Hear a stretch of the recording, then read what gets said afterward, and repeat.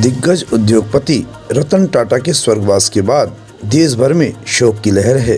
राष्ट्रपति द्रौपदी मुर्मू, प्रधानमंत्री नरेंद्र मोदी, गृह मंत्री अमित शाह, रक्षा मंत्री राजनाथ सिंह और लोकसभा में नेता प्रतिपक्ष राहुल गांधी समेत शीर्ष हस्तियों ने रतन टाटा के निधन पर शोक व्यक्त किया है। गुरुवार को भारत के दिग्गज उद्योगपति रतन टाटा का अंतिम संस्कार पूरे राजकीय सम्मान के साथ मुंबई के वर्ली शमशान घाट पर किया गया। रतन टाटा का बुधवार देर रात 86 वर्ष की उम्र में स्वर्गवास हो गया था। रतन टाटा के अंतिम संस्कार में केंद्रीय गृह मंत्री अमित शाह, पीयूष गोयल, महाराष्ट्र के मुख्यमंत्री एकनाथ शिंदे, उप मुख्यमंत्री देवेंद्र फडणवीस, कांग्रेस नेता और पूर्व सीएम सुशील कुमार शिंदे सहित अन्य लोग भी मौजूद थे। शमशान घाट पर मौजूद एक पुजारी ने बताया कि अंतिम संस्कार पारसी परंपरा के अनुसार किया गया है। उन्होंने बताया कि अंतिम संस्कार के बाद दक्षिण मुंबई के कोलाबा में दिवंगत उद्योगपति के बंगले में 3 दिनों तक अनुष्ठान किए जाएंगे। अब ये आपको बताते चलें रतन टाटा से जुड़ी कुछ घटनाएं। उद्योगपति रतन टाटा को कुत्तों से बहुत प्रेम था। एक बार उन्होंने अपने बीमार कुत्ते को देखभाल के लिए ब्रिटेन के राजकुमार चार्ल्स का आमंत्रण ठुकरा दिया था। रतन टाटा को बकिंघम पैलेस में बेमिसाल परोपकार के लिए सम्मानित किया जाना था, लेकिन उन्होंने अपने बीमार कुत्ते को छोड़कर ब्रिटेन में जाने से मना कर दिया।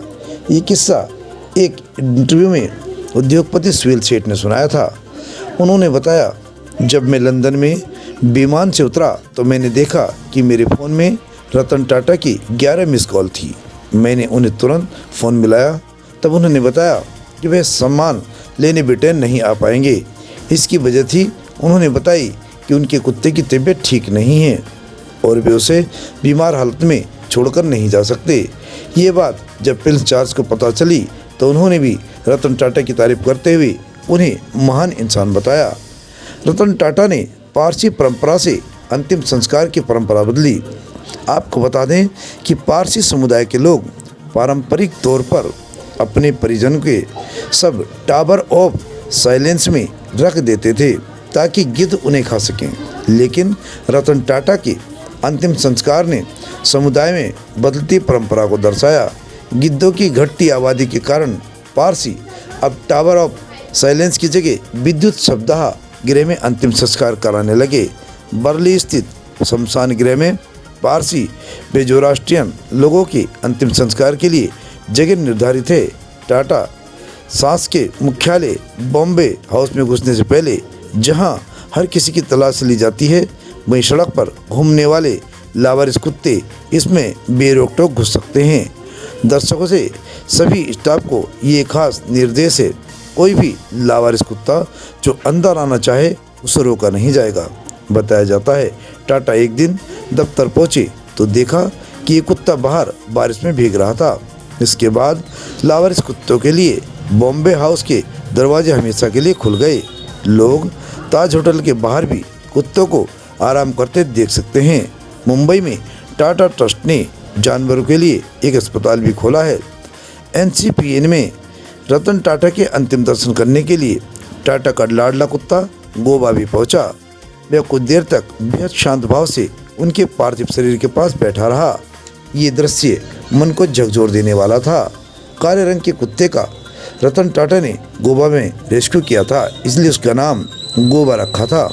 ये घटना जो कि ट्रोल करते हुए तस्वीर पर महिला ने लिखा था छोटू, ट्रोल हुई तो टाटा ने दिया उसको करारा जवाब।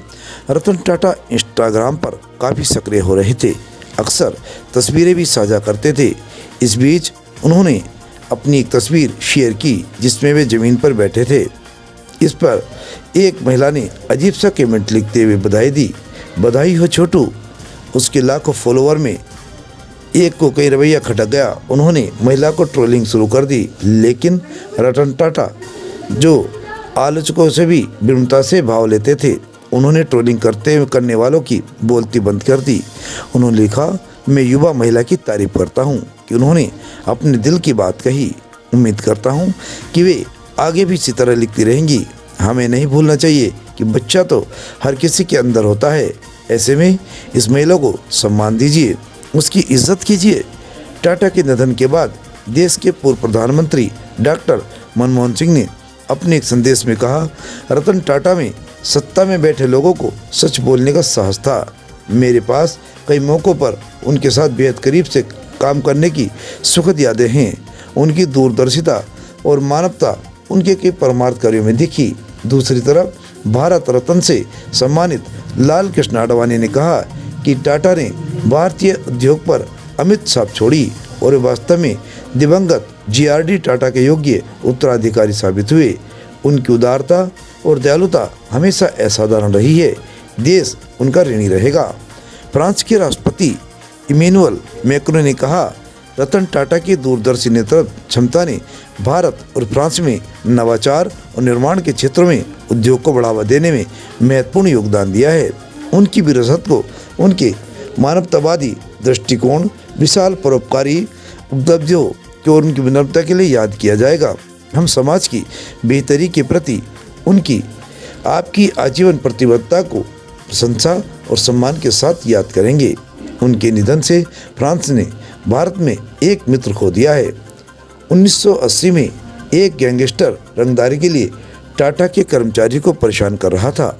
उसने स्टाफ के कई लोगों से मारपीट भी की। जब रतन टाटा को इसकी खबर मिली तो वे खुद एक प्लांट पर पहुंच गए। कई दिनों तक वे वहीं डटे रहे।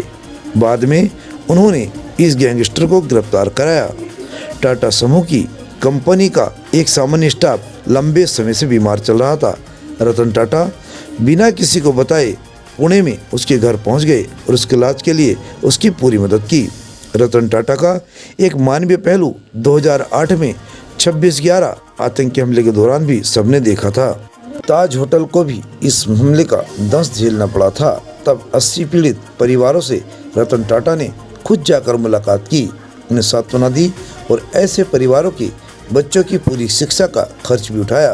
कोरोना काल के दौरान हो रही छटनियों पर रतन टाटा ने एक पोस्ट कर कंपनियों को आईना दिखाया। उन्होंने लिखा कि कारोबार में नुकसान का मतलब ये नहीं कि स्टाफ को नौकरी से निकाल दिया जाए।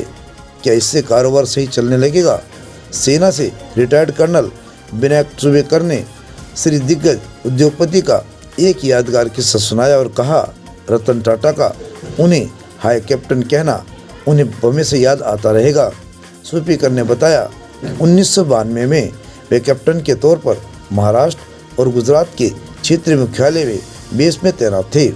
मुंबई में कोलाबा स्थित यूनाइटेड सर्विसेज क्लब में अक्सर रतन टाटा से उनकी मुलाकात होती थी।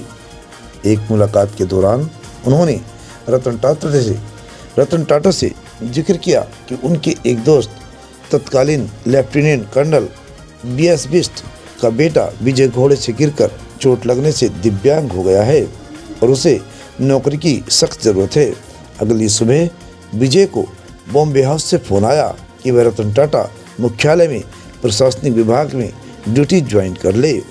कतार में ही लगकर कुत्ते को दिखाया। ऐसा कि एक और वाकया उन्होंने बताया कि रतन टाटा कोलाबा में सेना के पशु क्लिनिक पर अपने कुत्ते को नियमित जांच कराने के लिए लाते थे। एक बार एक सीनियर अधिकारी ने टाटा समूह के चेयरमैन को अपनी बारी के लिए कतार में लगे देखा। सीनियर अधिकारी ने रतन टाटा से कहा वे कतार से निकलकर सीधे आ जाएं, लेकिन रतन टाटा ने विनम्रता से इनकार कर दिया। वर्ष 1997 में महाराष्ट्र के कुछ युवाओं ने फैसला किया कि वे माउंट एवरेस्ट पर जाकर देश की स्वतंत्रता की 50वीं वर्षगांठ मनाएंगे, लेकिन संसाधनों के अभाव में उनका सबसे ऊंची चोटी को फतेह करने का सपना दम तोड़ता दिखा। टीम के सभी युवा पहले कई जगह ट्रैकिंग कर चुके थे। ऐसे में वे युवा मदद की गुहार लेकर टाटा के दरवाजे पर पहुंचे। 4 दिन बाद वे हैरान थे जब टाटा समूह ने उनके प्रयास को सराहते हुए उन्हें हर समय आर्थिक मदद का भरोसा भी दिया। इस टीम के लीडर रहे ऋषिकेश यादव ने बताया कि इससे पहले माउंट एवरेस्ट के सभी अभियान सेना या अन्य सेवाओं की ओर से होते थे, लेकिन भारी खर्च के चलते आम नागरिक इसे नहीं कर पाते थे। यादव ने बताया कि रतन टाटा को किसी भी मदद का ढिंढोरा पीटना कतई पसंद नहीं था। वे हमेशा लाइमलाइट से दूर रहे हैं। टाटा को ₹1 का वेलकम मैसेज भेज नैनो को बंगाल से गुजरात लाए मोदी सरकार व स्वयं मोदी। गुजरात के तत्कालीन मुख्यमंत्री नरेंद्र मोदी ने टाटा समूह के तत्कालीन चेयरमैन रतन टाटा को 2008 में एक शब्द का मैसेज भेजा था। वह शब्द था वेलकम। यही वह मैसेज था जिसके बाद टाटा नैनो परियोजना पश्चिम बंगाल के सिंगूर से गुजरात पहुंच गई। सीएम मोदी ने टाटा को यह एसएमएस तब भेजा था जब रतन टाटा कोलकाता में संवाददाता सम्मेलन को संबोधित कर रहे थे। उन्होंने तृणमूल कांग्रेस प्रमुख ममता बनर्जी की अगुवाई में हुए हिंसक विरोध प्रदर्शन के बाद पश्चिम बंगाल से टाटा नैनो परियोजना की विदाई की घोषणा की थी। मोदी ने 2010 में साणंद में 2000 करोड़ रुपए के निवेश से निर्मित टाटा नैनो संयंत्र का उद्घाटन करते हुए कहा था।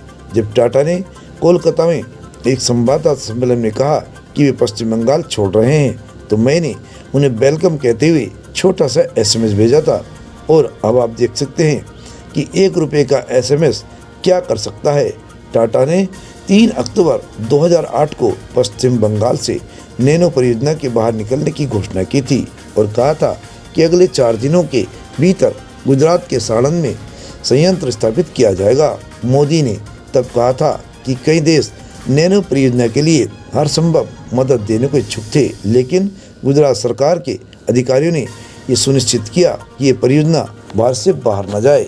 ऐसे थे हमारे रतन टाटा, जिनको पूरा देश तो सलाम करता है। परी पार्टी न्यूज भी उनको हृदय से सलाम करता है, सैल्यूट करता है।